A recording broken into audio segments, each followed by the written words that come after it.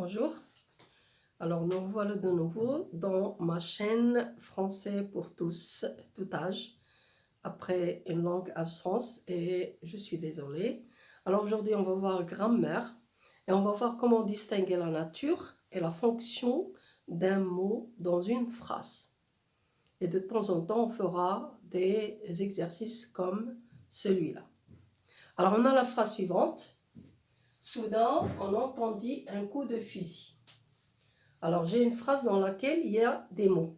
Chaque mot a sa nature et sa fonction. Aujourd'hui, on va distinguer les deux. Et on va commencer par le premier mot qui est, vous avez le mot soudain. Donc, soudain. Alors, à votre avis, soudain, quelle est d'abord sa nature? Lorsque j'emploie le mot soudain dans une phrase, est-ce qu'il va changer selon le sujet ou selon le temps de la phrase? Non. Soudain, je vois un oiseau passer dans le ciel. Soudain, j'entends un bruit. Hein? Je marchais dans la forêt. Soudain, je vis un animal. Donc, le mot soudain ne change pas dans les différentes phrases. Un mot qui ne change pas est un mot qui est invariable. Et il indique, je l'emploie pour l'action, pour le verbe. Oui. Donc, un mot qui ne change pas dans différentes phrases, il a la nature je suis sûre que vous connaissez, c'est un adverbe. Donc là, c'est sa nature. Un adverbe.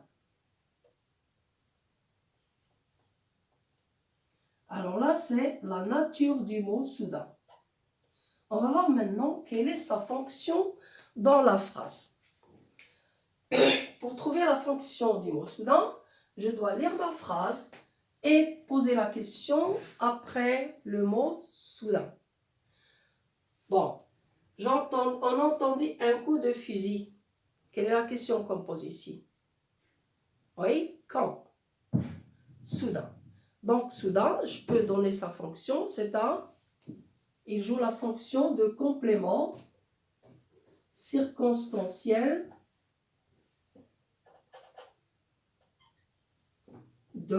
quand je pose la question quand dans la phrase, la réponse est un complément circonstanciel de temps.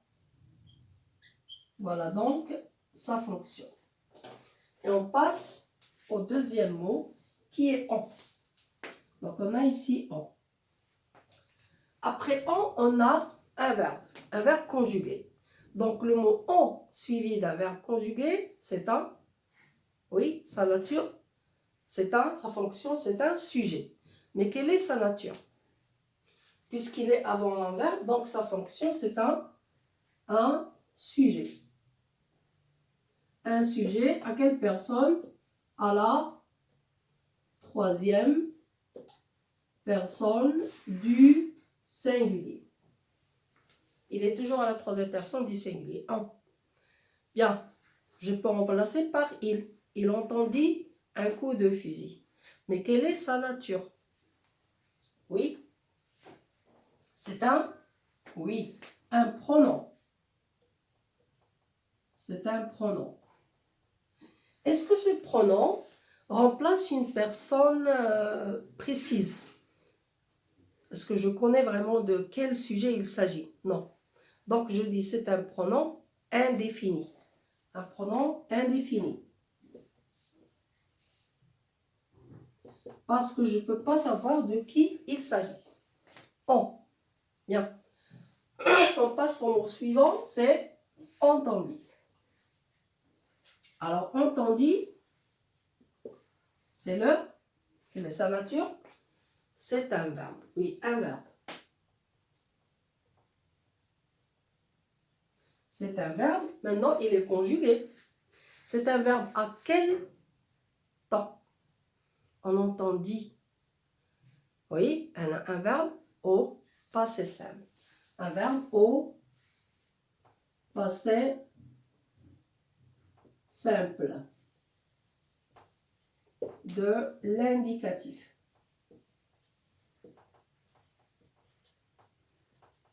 Vous y êtes? Bien. Maintenant, sa fonction, un verbe dans une phrase, lorsqu'il est conjugué, il indique toujours une, quelle fonction? Oui, l'action. Il indique une action. Une action. L'action d'entendre. Bien, on arrive au verbe un coup. Un coup, tout seul, c'est un. Quelle est sa nature? Un coup, quelle est sa nature? J'ai un déterminant. Oui, c'est un nom. Un nom. Masculin, singulier. Un nom masculin singulier. Oui, et puis on a deux. Quelle est la nature de deux? C'est deux entre deux noms. Un coup de fusil. C'est une préposition. Préposition. Fusil, quelle est sa nature? C'est un nom. On dit un fusil. Un nom masculin singulier. Maintenant, tout le groupe, c'est-à-dire un coup de fusil, tout le groupe, un coup de fusil, quelle est sa fonction dans la phrase? On entendit? Oui, un coup de fusil. Tout le groupe, c'est un... je pose la question, on entendit quoi? Un coup de fusil. Donc, c'est un complément d'objet direct.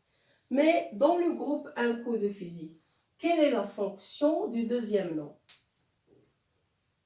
Un nom. Fusil, quelle est sa fonction? Tout seul.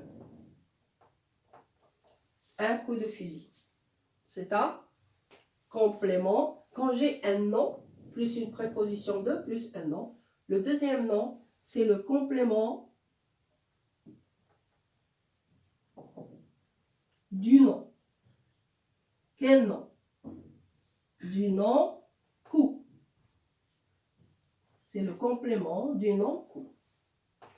Mais tout le groupe, un nom, préposition et un nom, tout cela, c'est l'ensemble, c'est quoi? C'est un, on a dit un complément d'objet direct. Bien, alors j'espère qu'on a compris comment on a analysé la phrase, si vous voulez, et on a distingué la nature et la fonction d'un mot dans une phrase. J'espère que vous avez compris et je vous demande de faire la même chose dans des phrases. Prenez une phrase, n'importe laquelle, vous tracez votre tableau et vous mettez nature, fonction et vous essayez de faire l'analyse. Comme ça, vous apprendrez à distinguer justement la nature et la fonction d'un mot. À la prochaine fois.